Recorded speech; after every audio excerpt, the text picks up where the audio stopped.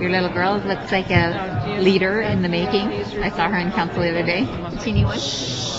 Good afternoon. Good afternoon. We're going to go ahead and begin. I know we are expecting one other council member. Thank you, Mr. Alarcon, for being timely, and thank you to all of you for the delay, for being patient with us and the council meeting going longer.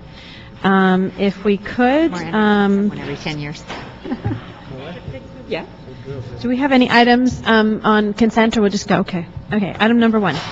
Item number 1 is a Garcetti-Smith motion relative to the development of public-private partnerships and/or cost-sharing opportunities that will allow the city to leverage public transit funds for the city's public transit services.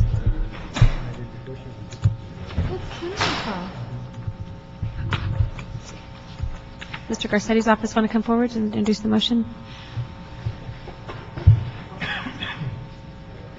Before we go to the department, would you like to say anything?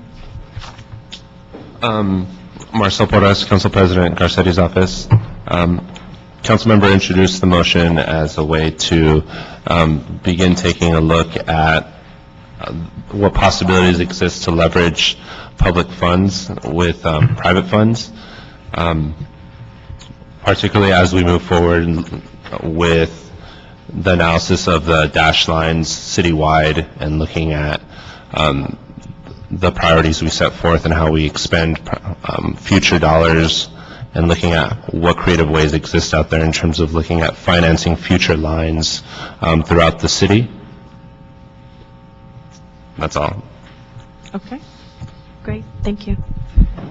I'm Jim Lefton with the Department of Transportation. As you know from previous discussions, the city is facing a significant shortfall in its Proposition A transit fund, approximately $26 million a year. We're currently getting started with a line-by-line analysis to identify potential cuts in service and fare increases. So certainly if there are opportunities to expand upon the department's current efforts in terms of public-private partnerships to generate additional private sector revenues, that's definitely something that the city should be looking at. I just wanted to point out real quickly a couple of examples of public-private partnerships that the department's already employing with its transit program. Number 1, we competitively contract for the operation of the service, which is a means to reduce costs. We also advertise with a private firm we contract with a private firm for advertising on our buses as a way to generate additional revenues. And also we've had a number of examples over the years of public-private partnerships with chambers of commerce and other businesses to help fund existing services or expansion of service. One major issue in terms of funding new services that we need to address is the shortfall. Obviously, we don't have funding today to partner in funding the operation of any new services, but once we start getting our financial house in order and reducing our shortfall, we would potentially have funds available to, as seed money basically, to work with the private sector in implementing new or expanded services. So we look forward to working with CD13, the CLA, and the mayor's office in discussing this potential proposal and bringing that back to you for consideration. Great, and I think the action would be to ask you to report back on that. Mr. Alarcon, do you have any questions on item number 1? Okay. That'll be the order. Thank you. Item number 2. Item number 2 is a motion, Cardenas Gruel and the Department of Transportation report relative to the current policies and procedures for the maintenance of the bike and walking path along the Metro Orange Line.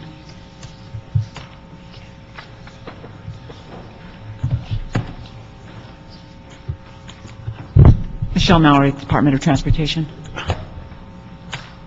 All Michigan Department of Transportation. We're here responding to our council member Cardenas' request that we address maintenance issues on the Orange Line Bikeway.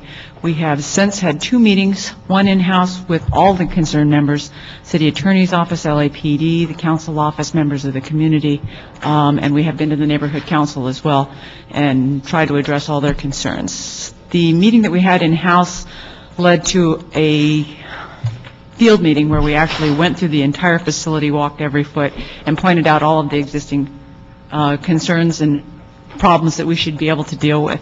In the staff report that has been submitted, that gives you an overview of all the issues, history on the project, how it came to be ours, when we took it over from Metro, and what we need to do to make this happen.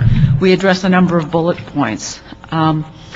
And these all came out of the field meeting where we decided who would be doing what and who would take on what responsibilities. For instance, the agreement that we have with Metro doesn't allow us to change the landscape design. So the design that's in place is Metro's design, has significant landscaping that is high and creates hiding places for members of the public. We are cleaning all that out, and it has been cleaned, and the facility is in much better shape than it was. Metro is actually looking into allowing us change that agreement, and they're going to be following up on that. The landscape contractor, Sunscapes, who has the current contract, and they have the contract, I should mention, they have the contract on an AFE. Their original contract expired. It was a contract with the Bureau of Street Services that expired. The only way we could extend it was through an AFE. So we have them at $25,000 for the next couple months. That's the only money we have available to pay them, so we don't have anything or a methodology above and beyond to be able to pay them for additional concerns and findings. But they are getting back to us with a long-term plan for dealing with the facility and some of the landscaping out there that has created the problem. And they're providing us an estimate on what that would cost. Council District 6 is going to be getting back on how we can get additional funding to pay the contractor to do that additional work and what methodology we might use to be able to pay them. In addition, there are a number of problems out on the facility. For instance, there's an overhanging tree from a neighboring property that provides a nice shady area for the transient population that probably needs to go, but it's not actually on the bikeway. So that's one of the things they're going to be investigating. There's a Costco that's nearby that has a trash facility that's right next to the bikeway, and according to the contractor, when the wind blows, it blows up all the trash out of the Costco yard and dumps it onto the bikeway as well. So the council office will be working with them to cover some of their trash receptacles to keep the refuse in their area. And that's another issue that Council District 6 is working with. The Bureau of Street Services and DOT are going to work on a landscape plan that we can go ahead and implement and change the landscaping design so it better suits the bikeway and doesn't create hiding areas. City Attorney, LAPD, and Bureau of Street Services, some of which are here, are going to continue to address and enforce the transit issues. And New Directions for Youth is doing the ongoing graffiti control out there, and they were with us on the walkthrough. And that's essentially where we are. We think we've at least found a manageable way to work with this. There has been a major cleanup out there. It's in pretty good shape. We just need to figure out how to address the current design and how to change that current design and funding to do so. Did you have additional thoughts, Paul? And I know we have LAPD in the back in case there's any questions of them as well. Have the jurisdictional issues been determined? I think we have. I think we've straightened out who has what, and that really helped with the walkthrough. I should mention that these sheriffs were involved in the walkthrough as well as the meeting on the ground, and they were very helpful with helping us to resolve that as well. Okay. And the homeless encampment that was one of the problems has been removed? The homeless encampment has been removed? They have. And I think what we have out there, and I'm not an expert at this, is we've got more of a transient population rather than a homeless encampment. It looks like we've got day laborers and whatnot who are staying overnight and then are gone during the day. The contractor did leave some things on site so we could see them on our walkthrough, cardboard and areas where there were kind of short-term camping, but it wasn't the kind of thing that you see from long-term homeless encampments where you have a shopping cart full of a lot of items or a barbecue or things like that. On the items, so there's if I understand, when you have the contract for the cleanup, there's a landscape contractor and there's a cleanup contractor? We have one and the same. One and the same. Sunscapes does both. And they also maintain everything to the Burbank border. We have a really long corridor. It's not just this area. So they have a contract that we have money attached to them. Yes. And what's the $25,000 is for an additional? The $25,000 is what he's paying for his work. It's $25,000 for 2 months, which will expire June 1st. We're working on extending his contract until we have a long-term contract, which will be sometime late summer. Okay, but I guess the question is, you said you have no money, so how are we going to have a contract Well, if we have no money? We have the money under the AFE. which is the $25,000 total. We originally had hoped Recreation and Parks would be able to maintain this facility in the same way that they maintain our other facilities throughout the city. Unfortunately, we got an exorbitant bid from them up to 3 times higher than the current maintenance charges that they provide us for others. So at that point, we had to go out to contract. We piggybacked on an existing contract with Bureau Street Services, and that's the Sun States contractor. They thought they were going to be able to renew that contract. It turned out they were not able to renew it, and we got caught in the same problem that they did. We extended the contract through the AFE for a total of $25,000 to cover 2 months. So we will have maintenance for the 2 months. And the next item is actually on TDA Article 3, which will provide us maintenance money for the entire bike path, all of our bike path facilities. And Paul and staff have been working on a new bid process to bring a new bidder on who would maintain the facility on an ongoing basis, and there will be funding available as that TDA's allocation is approved by council. Did that answer your question? So the funding is from the Transportation Development Act? Yes. For the long-term contract. Yes. And when I guess the concern I think that Mr. Cardenas had and I had was the Orange Line was planned for a very long time. And where things fell through the cracks, because there should have been, number one, clear delineation of who was responsible for what, funding associated with whatever you were responsible for, so that we wouldn't get in this position later on to do that.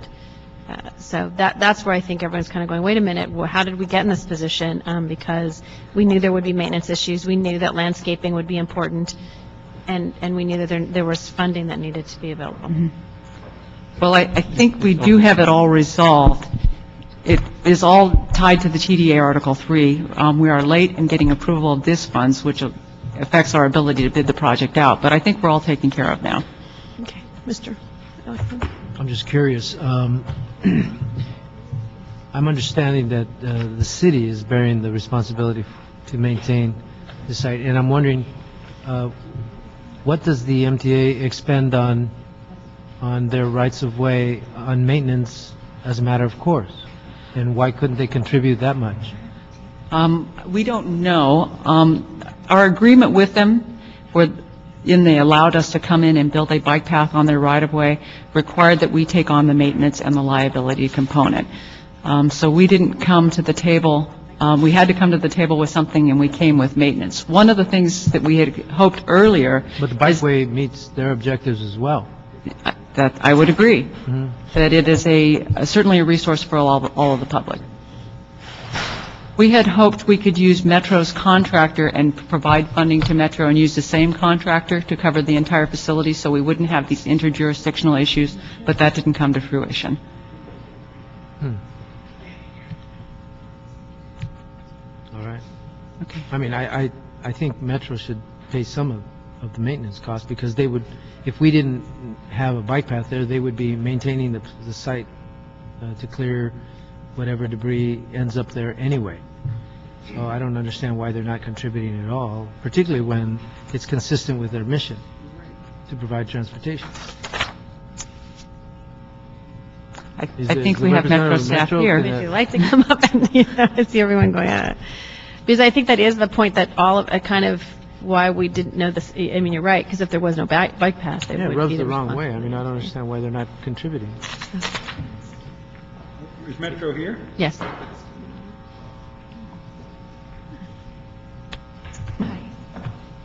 My Patricia Torres-Bruno with Metro Government Relations. We don't have the answer. I don't want to speak out of place and give you wrong numbers, and so we can definitely come back and give you a response with the appropriate information. I think what we would like to see is, will MTA contribute to some of the maintenance of that? Because I think also some of the people who are riding on the bus, maybe where some of the trash and the other things that come up are not just people on the bicycle path. I mean, the liability for anybody injured by debris that might fall there would fall on MTA as much as it does on the city of Los Angeles, probably more so. So it seems to me there should be a joint cleanup effort. Well, I mean, we'll definitely come back, and I don't want to give you an inaccurate answer. So, okay. Thank you. Thank you. Thank you. I'd like to ask the LAPD to come up for a quick second on this one. And we have our neighbor prosecutor in the back, Tamara Gallo. Great. We can go. How are you? Nice to see you. I don't want to be biased and tell you Captain Eaton is a great captain, and we were very fortunate to have him in the West LA division, and it was a tremendous loss to us. And our gain in the San Francisco. And it was the gain of the valley over the gain of the loss on the west side. Gentlemen, tell me of the issues that you guys see in the bike path.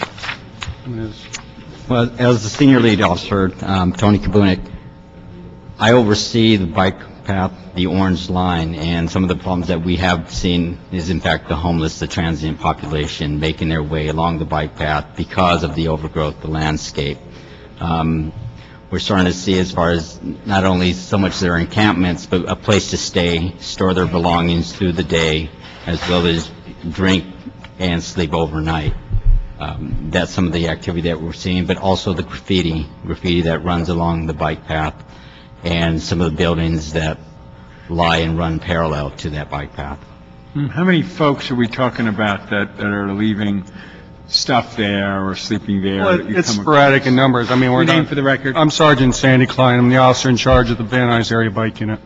It's not a large number, but it's consistent with the same amount of people my unit's seeing on a daily basis. Is that 2 people, 10 people, 50? The other day we stopped 2. Some days it could be 3 on an average. Usually it's not a group of 10, 15, or 20, but it's the same consistent ones. They're buying at a liquor store down the street.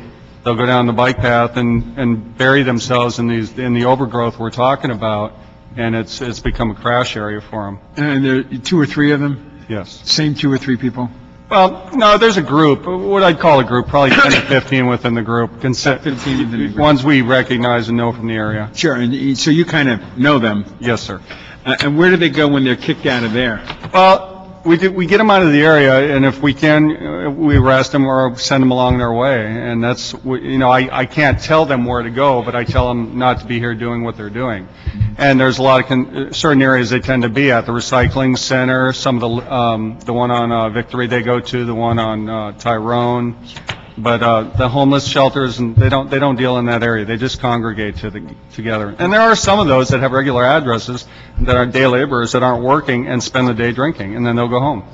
I just want to add that also, prior to any enforcement that we have done and any notice that we've made to these individuals, we've gone out there with LA County Mental Health, Cornerstone, and their caseworkers, and actually gone out there and provided them some outreach to get some help, get them back off the streets and provide some path, some avenue out of that lifestyle. Very good. No, I was very happy to hear you just say that, because I was going to read my thing. Definitely. Yeah. We're on board. You guys know what you're doing, because as Bill Eaton knows, we see the migration, and we get to know certain individuals in those situations. Correct. In our area in Van Nuys, I mean, we have the churches that contribute to the clothing, food, and a lot of other things. So we tend to congregate what I consider probably more than a lot of areas of the city as far as the transient population. So we tend to, accrue a lot more of the problems that we're seeing. Sure. And if we clean up that bike pathway and get rid of all the brush and we make it so it's obviously not a place to hide under a bush or something, you know where they'll go. They'll go to another area, right? They probably will go to another area, yes. Might be an established one. They could establish another one. But right now, I think, what we're referring to is, the safety issues along the bike path, complaints we're getting about it, places that the general public has immediate access to. Right. We have the ones that have regular areas, stopping places. They're not bothering the public. Right. Very good. That's what I want to know. Thank you very much. Okay. So I think we will just note and file this item, receive and file the department's report, and we'll hope that MTA will come back to us with potential funding opportunities. And I think in the future, not for you all, but for those that are dealing with whatever other entity, federal, state, or regional, that we should not accept responsibility without funding. Okay. Ever. Ever. Should be part of our financial policies. Isn't that it? Full reimbursement funding, yeah. Full cost recovery, so thank you all very much. Thank you. Before we take on this item number 2, Stephen Box wanted to... You don't want to speak? Okay. Next item. Item number 3 is the CAO report relative to the Transportation Development Act, Article 3, fund allocations for the bicycle and pedestrian facilities. And just while we have our other members, we have a quorum now, we'll approve number 1, the motion, and direct staff to report back. Thank you. Angela Broomman, CAO. The CAO report recommends the technical actions necessary for DOT to claim and program approximately $4.5 million in new Transportation Development Act Article 3 fund allocations. This report also provides for the programming of an additional $2.1 million in available local transportation funds, and for a total of $6.6 million.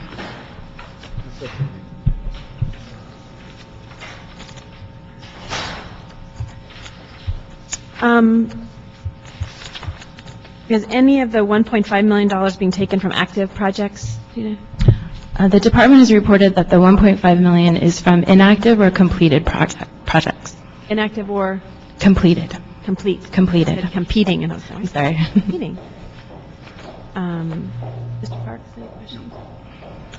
Mr. Alarcon, any questions? Mr. Labange, Mr. Rosendahl, any questions? Item 3?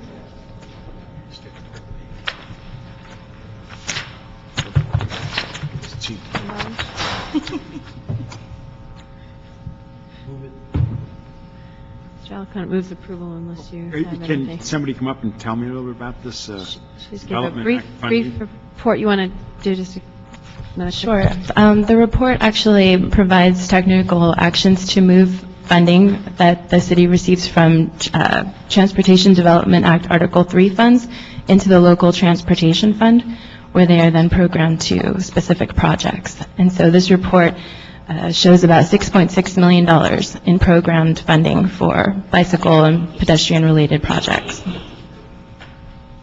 And what will this do? Provides funding for bicycle and pedestrian-related projects. Do we have a list of them? It is included in the report. Do we have a map that shows them? Have the bicycling group? The department may have a map. You got that list, Phil? I'm looking for it. You got a list? There's no map, but I see the list. the list is also, Yeah, and was it vetted with the Bicycle Oversight Committee and all these people? Were they involved with you on this one? You want to come up to the record and do that? Because one of the biggest complaints we always get from the bicycling community, feeling that they're not considered as part of this process and that they're not taken into consideration. I have a member on the bike task force and that kind of thing. So I just want to hear back, how did they get involved? What did they do? And or is everybody on the same wavelength? We do bring this up in the Bicycle Advisory Committee when we meet with them. You did? Yes. Your name for the record? Paul Michigan, Department of Transportation. And did they add to it, subtract to it? What input did the bicycling community give? None that I know of, no, nothing. We didn't have anything from them.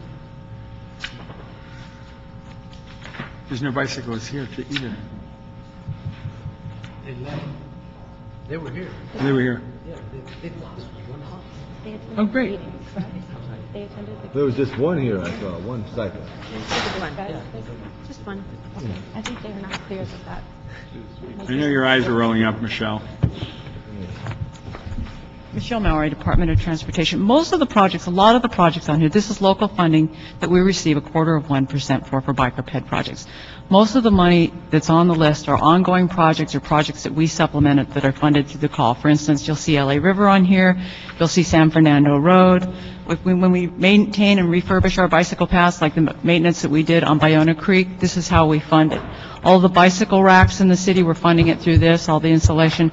So it kind of gives us a way to supplement the funding that we get for the larger projects through using a small amount of local money that's not controlled with all the federal funding, and it's a little easier for us to implement. All the striping for bike lanes that we do citywide and maintaining those bike lanes are done using these funds rather than federal funds. That's essentially how we use TDA Article 3. How often do you inspect these? You ride these? I'm sorry? How often do you inspect these bikeways? The bike lanes, we don't inspect daily. Annually, we inspect all of the bicycle paths and know exactly what we have going on the bicycle paths. And of course, we get reports from the public, like, we had some problems out on the Orange Line, of course. But some of the questions that Ms. Gruhl mentioned there too, but to establish these bike paths, we have to trade off. Someone will give us the right of way if we maintain it. Right. Because we have a bikeway in North Hollywood, Madam Chair, that we wouldn't get on MTA property unless we agreed to maintain it. Exactly. So there's a catch-22. It's not like they're going to say, okay, you're a big bad city of LA, we'll do it, so it becomes a problem. How many of the people who are some of the voices of the bike community know about this list? I actually don't think they know how we use this funding very specifically, but most of the projects on here are vetted by them.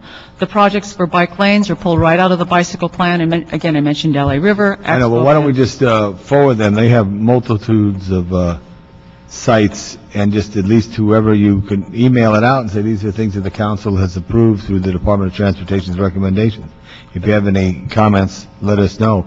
Because at the last meeting in council, there was a number of people came and criticized us for not doing anything, and yet we are doing something. So information is knowledge is power. We can certainly do that. We can post it on the website and make it available. Yeah, and then email it to some of the people who you know in the community. We can do that. And the coalition, the LA County Coalition, so they have any comments. Thank you. In fact, it would be beautiful if you did just what Tom suggested. You get it out after this meeting. I can't speak to my colleague, but let's say we unanimously approve this. And before it goes to council, they get a chance to see it. And if they want to look at it and interact with it, they can come to council as an opportunity. We can do that. I think it's great, but it's information and empowerment to these folks. Because they do say to me, we don't know about this, we don't know about that. I would also, once it's approved by council, I'd like to get it out to my neighborhood councils as well, who contribute it to their bike paths. Could I? Yes, go ahead. Allison. Now that Mr. Rosendahl has jumped into this, could you explain how the priorities are set to transfer money from previously approved projects to new projects? I noticed, for example, the Hanson Dam, the San Fernando Road Bike Path Phase 3 was allocated $500,000, and now the allocation is $74,000. How was that made? I'm sorry, it's 500,000.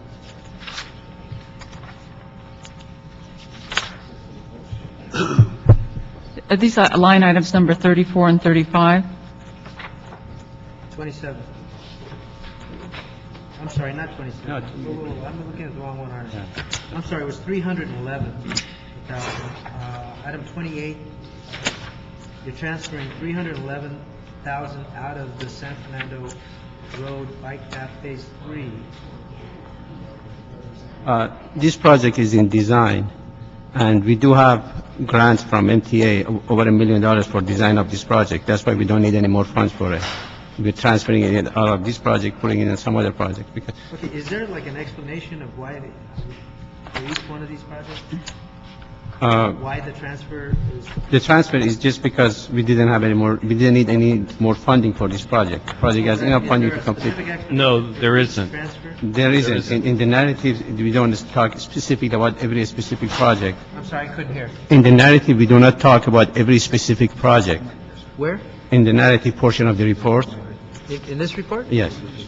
There's a specific description? No, we do not have any specific details on it. Because there was no need for us to transfer, keep the money in the project anymore. The project has enough funding to complete the design. Well, why can't you without the explain that in the report? We can do that. Madam Chair, do you understand what I'm saying? No, I'm sorry. They are transferring money from Inactive projects that were projects. previously funded into projects that are now being funded. Correct. But there's no explanation for each transfer. So it's impossible for a council member to discern why money is moving outside of their district into perhaps another district. Another district. And there's probably good explanations for each one, but we don't have it in the report. So I'm asking the department to explain each transfer. There's not that many of them. It's not like We can do that. Yes, sure, we It's can. not. It's probably less than a paragraph for each one. We can do that. That would be very helpful, I think, for all of us. I mean, when you look at it, it looks like a lot of money is moving out of certain projects and going into other projects. If you notice for the For rhyme or column, reason. the general description is that we're moving money from projects that are either complete or inactive. So Well, that's what describes the I think whole we should have the process. benefit of knowing that, which ones. Particularly for the council members, want to know, you know. Is this- First of all, We understand. If it's completed, we're happy to know that. So it's items 20, if I can If you see look this at- small, 27 through 48 Right. are the ones that are being transferred. Because I think the Well, there's question- more. There's a, Is there another page that I'm not looking at the I next don't know page? what this other page is. I'm not sure what this. Those are the ones Well, that they are that's- transferring old from, right? Aren't those the ones that you're taking Just money the from? general. Column transfer? C and D, it goes from column C to column D. I just want a simple description of why the transfer out, particularly out of a Right. previous project. And I think when you look at generally bike lane program, is that still going to bike lane program, but in another, or the Right. bike path and parking program, so. you can skip 32, by the way. Well, 32 is actually That project is done. an example of a project that is complete, and I know That's a that complete project. I hope so, because with the remaining funds, we're not. Okay, I mean, we can You're do looking at that. How- 33, the 2 cents, I think, is what he's referring. The 2 cents. So, if you could do that prior, if we go ahead and move this to council. Yeah, we'll move it to And if you council. could Okay. literally just say, project has been completed, or 2, it's being moved to accomplish X. Right. If you could make sure my staff works with you on that, particularly for those of the projects affecting my district. I appreciate it. Thank you. Great. So on that item, we would approve the CAO recommendation with the caveat that we will review those items coming forward before this council. Did you want a supplemental report submitted before it goes to council? Yes. Okay. There could literally be an annotation on each of these. With the council report, right? Yes. Right, when it goes to council, there'll be a supplemental report that describes attachment A in more detail. Yes. Okay. Thank you, Bill. 1, 2, and 3. Let me know when they're going to fix the lights on the river bikeway, since they still the copper. what Bureau of Street Lighting has developed a new box. And give me an email on it. Thank you. Okay. Thank you. Item number 4. Item number 4 is the CAO report relative to the Board of Transportation Commissioners, report regarding the proposed ordinance to authorize the inspection of waybills for charter parter carrier vehicles for hire. CAO recommends approval of the proposed ordinance to authorize inspection of waybills of charter party carrier vehicles for hire. Any funding generated by the fines imposed for noncompliance will be transferred to the Transportation Regulations and Enforcement Trust Fund to support this program.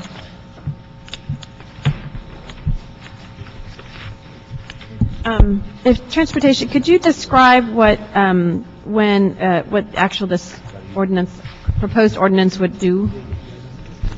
Yes, Tom Bischler, LADOT. Yeah, so I want to have them to explain all that. What's a waybill? A waybill is the document that a driver fills out to indicate that a trip has been prearranged. Taxi cab drivers have them also. It's basically a record of their trips.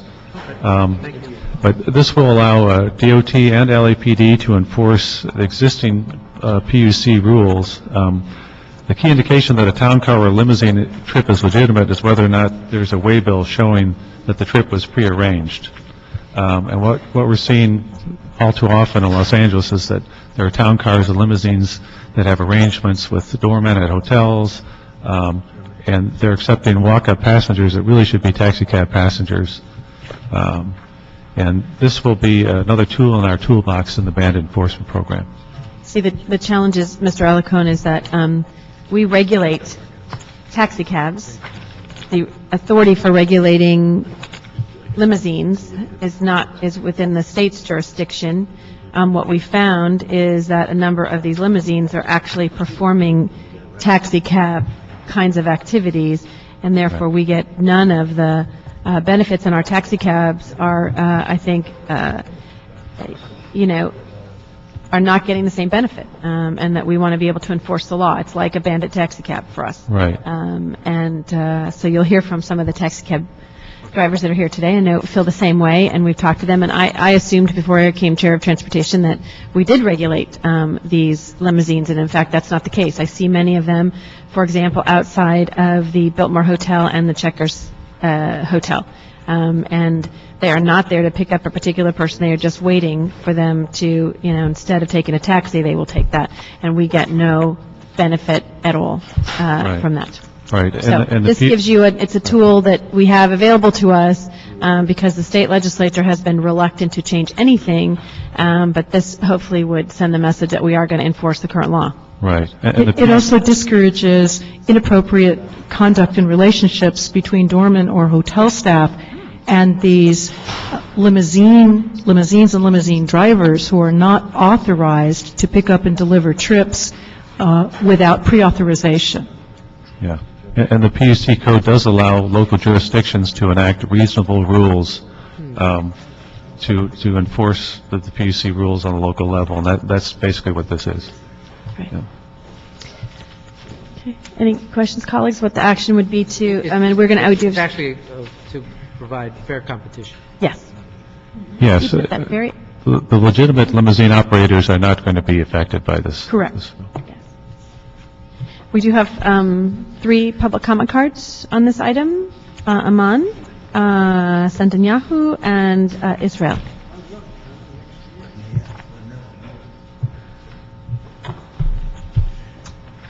Good afternoon, councilors.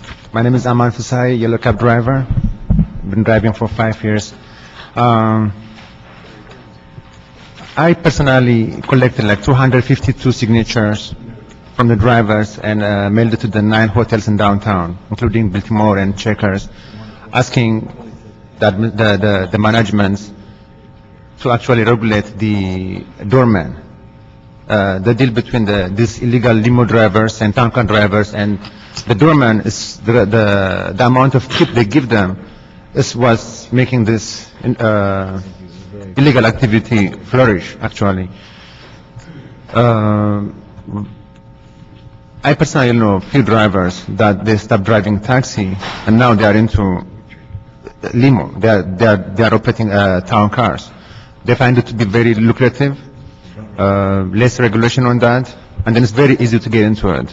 The amount of money they spend in acquiring the actual car and the insurance and everything is very less for them. So getting a lot of people into this business, there is no regulation. We hope this ordinance will be passed, and then the Department of Transportation and LAPD will work together and try to eliminate some of these major problems we are having. That's why I just want to comment. And the sooner these rules change and that they be given the power to regulate them, I think we'll have less problem. And I personally have no problem on the actual limo drivers. I mean, I know they have 2 kind of operations they have. They have this pre-arranged pickup, and then of course sometimes the hotels do provide this courtesy services. Those are legal drivers, but now you have these limos lined up just like the taxi drivers, and they're taking out trips. Just want to say that. Thanks. Thank you.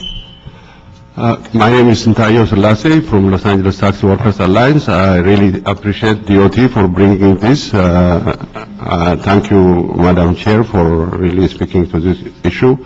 It seems simple to others, but it's a very important issue, and I spoke about this several times. And we have nothing to do with legal limousines. We don't have any conflict. They do their job, we do our job. They are their own clients, we have our own, and the problem is it's illegal town cars. They are bandit town cars, and this is the public is suffering. I mentioned one time the customer, the doorman talk to them because they get $10 per passenger. When they get in, the driver will take them to the airport, and they don't charge them what the doorman tell them. The doorman will tell them $45 or $50 to the airport. The guy says this is limousine, it's not taxi, $80. How come the doorman? That kind of fight is going on. We know that, and this is a big problem. I hope this will really enforce it. And thank you for bringing this issue We really appreciate it. Thank you. Thank you. Israel? And what? Israel? Yes. And Ms. Taylor, did you want to speak? Ms. Taylor? Ms. Taylor? Did you want to speak on item 4 or public comment? 4 or public comment? Do you want to? Yes. Okay, that's right. Okay. Go ahead, Mr. Israel. Go ahead. She can. You go ahead, ma'am. Thank you. I am Joan Taylor. As you know, I appeared several weeks ago before this committee. Since Mr. Alicon was not there that time, I would remind you that Laura Chick wrote a letter praising my efforts and telling you there was merit. And I would remind you that last week in Mr. Labange's Council for Aging meeting, Janice Hahn praised my work and said that her drivers had noted the same waste, but they had not offered a solution. Now you have a solution. You can give us 1 or 2 more of these taxi books through John Fong at the best program possible, the cheapest, most economical way. For the same money, you could give us 5 times as many rides, for that matter. And this committee has a duty to act. I gave you a paper that showed the Department of Transportation funds either 50% of that program, the door-to-door transport program, or maybe the Department of Aging only furnishes 1/3 of the money, and 1/3 is given by the city, 1/3 is given by transportation, 1/3 by the Department of Aging. Get rid of this program. You can do it very efficiently if you want to. In July, you could take away 50% of your funding, get rid of the taxis for seniors, leave the vans for the tax exempts alone for a few months. But you can get rid of the job entry drivers and keep your long-term drivers, 30 of them, for the tax exempts. I'd urge your action because, again, you're funding this program. You have a need to act. You can get rid of it in 2 steps. I hope you will act. There's been a delay. Incidentally, Mr. Labange, as I mentioned in your meeting last week, your vans for taxis for seniors only offer 4.5 hours a day, and that is a terrible expense for the city to buy a van, insure the driver, supply the driver, and maintain the van. Please get rid of all this waste. The taxpayer needs the money. Thank you. Thank you. Thank you very much. My name is Israel Tadesha. I'm from Yellow Cap. We were asking and fighting for this matter almost for 10 years. We had a lot of meetings with Tom Dashiell and with the DOT, but now this thing has come to the edge right now. We appreciate, your concern. Everything has, its own rules and regulation. Any market cannot sell cigarette without a permit or liquor. The same way, the limo companies, they cannot operate without a proper license. Yes, they have a proper license, but not in our city. So they are taking our business at this time. There is a rules and regulation, the PUC, they give them rules and regulation to pick up on pre-arranged situation. Of course, there are 2 licenses. One is the TCP, and the other one is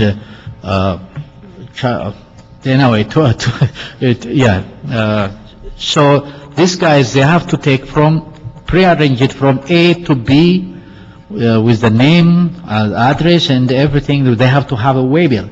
But they sometimes, they at the hotel they sleep and waiting in online while we are sitting over there. And when the big trip comes, they deal with the doorman and they take our trips. We have a family too. We have to feed our family. We have to live. So we are on rules and regulation, and they have to be on the rules and regulation. I thank you very much. I think these things comes to the age, everything will be all right. I thank you very much. I appreciate it.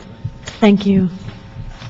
Any right time has come. Colleagues, if okay with you, then what we will do is instruct the city attorney to prepare and present an ordinance for inspecting and provide that going forward. Thank you, the department, for your work on that. Did you have a question? Yeah, a quick question if I could ask DOT and the city attorney staff. I mean, the bottom line is that you have prepared a draft for a proposed ordinance with a schedule of penalties for violations of the ordinance, which are based on suggestions from the city attorney's office. Is that true? Is that what I'm hearing here? In coordination with the city attorney's office, yes. Your name for the record? I'm sorry, Tom Drishler, LADOT. All right, and do we have a list of what it is, what the violations are, and the penalties, the schedule of penalties? Yes, it's in the draft ordinance. The failure to have a completed way bill would be an infraction with a penalty schedule of between, well, it depends on where we set the penalties in the final draft. Hopefully, we would prefer it on the higher end, but the range would be from between $100 to $250 to be decided, or perhaps a higher set of penalties for repeat offenders. But no, another thing that this ordinance will do is it gives us the right to see if they're operating legitimately in the first place, if they even have a PUC license. In San Francisco, they use this, and we're remodeling this after what's been on the books in San Francisco for some years. It's a basis for that actually can lead to an arrest of a completely illegal operator because they don't have a way bill, and we can, while you're in the process of doing that, we can also ask them, well, let's see your permit to work for the state. So it'd be licensed by the state. So will we get the exact fining strategy here before we vote on this? In the ordinance? Yes, the instruction is to ask the department in my office, which will be me, working with the department to come up with a draft.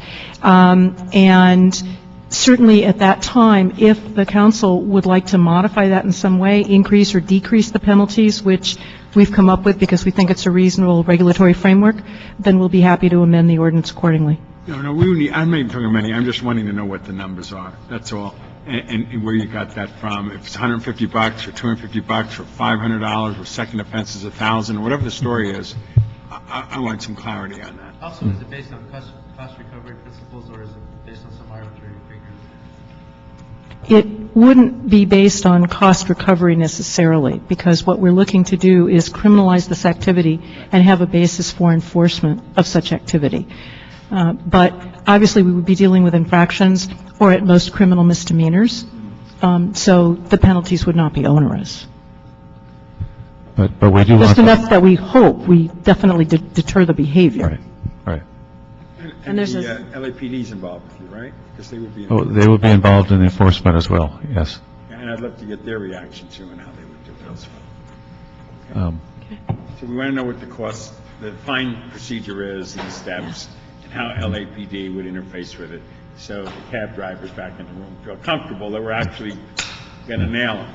Well, they're already working with us with the bandit taxi enforcement program. This would be another aspect of what the bandit enforcement program will be working on. This is kind of like one extra leg in the stool here. So, and thank you. And it does, on page 4 and 5, it talks about some of the potential progression of the 3 infractions that they would have. So I think you'll take those into consideration, adopted by the commission, I believe. Great. Mayor, how did we treat the bandit cab issue in the budget?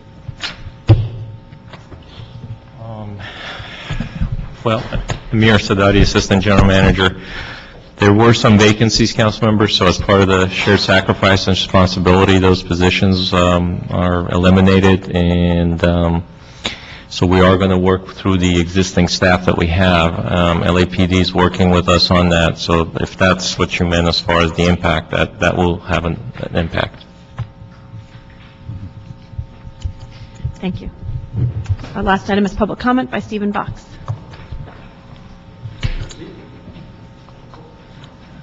Glenn Bailey wanted me to, he just called and said he wanted to point out that on the Orange Line, there were two issues. The first one was, what's that? Yeah, we were going to vote on this, the Orange Line. We already did the Orange Line, but yes. This is on public comment. You didn't want to speak on the Orange Line one. No, I wanted to let you know that Glenn Bailey Caldwell was in the hallway. There was Okay. supposed to be a bicycle advisory committee element to that plan, and it was also, the report didn't go to the city's bicycle advisory committee. He wanted me to make sure that we got that on the record. Okay. Ladies and gentlemen, I'm here to tell you that 2 years ago, you passed a municipal code amendment putting a penalty on parking in a bike lane. That's 2 years ago. To this day, we still don't enforce that particular violation. The Department of Transportation's parking enforcement tells me that they haven't received the training necessary to enforce the no parking in a bike lane CVC 21-211, backed up with the municipal code fine. What this means is that when Bicycling Magazine, which came out just a couple of days ago, quotes the LA DOT as saying LA is built out and there's no more room for cyclists, it's based on the fact that we consider our streets to be crowded and that there's no more room for bikeways amenities. Yet I look at Glendale, Sunset, and Hollywood on my way home from here, and I see 18-wheelers parked in the bike lane. So as I'm coming down Sunset, I'll come around the corner and I'll see FedEx, UPS, and 18-wheelers. For example, there's a motel. Whenever there's a motel, there's going to be a truck driver parked in an 18-wheeler. All the way through Hollywood Boulevard, so outside Kaiser. And the list goes on. And yet, when I call LADOT, they say, sorry, can't help. And that's it.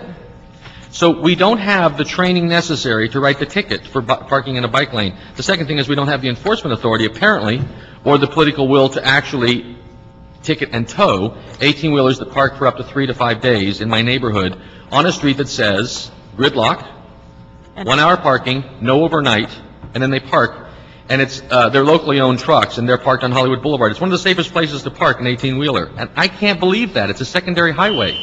I know we fit. What's that? Huh? What block? 1700 block. What street? Canyon. Canyon Drive, all reported. Yeah. Well, the truck is on Hollywood Boulevard. Okay. Yeah, yeah. Yeah, So- it should be, I mean, we, and I report them all the time, and 90% of the time they're picked up and moved. Maybe 18-wheelers? taken- No, they haven't been 18-wheelers, they've been big trucks, but No, not I'm talking about 18-wheelers. I understand that. But that, it doesn't matter whether it is an 18-wheeler or another car if they're parked there. Well, the challenge I would issue is, have we ever towed one? I don't know, I would look to And I'm telling Amir you, and John. the tow truck isn't even in central LA. So I would venture to guess we don't tow, and I would venture to guess the ticket is cheaper than actually parking them legally. And I say that having parked production vehicles, it's a bit of a haul, you need to get shuttled home. Yeah. So for $40, you take a ticket, and you park on Hollywood Boulevard, Sunset Boulevard, Glendale, Lankershim, Etna, etc. And if you look on the way back, look at Etna by the Orange Line, or at Van Nuys, and it's loaded with 18-wheelers. Lankershim, outside all the hotels, loaded. And that's where we ride, where there's no room, they say. For that. Okay. And I think there's room if And we Amir- were to enforce the law. Amir took notes as we speak in a training, if you just let me know, and Mr. Box know the status on that. Okay. Thank you. No other public comment? Meeting is adjourned. Great day. Thank you, Madam Chair.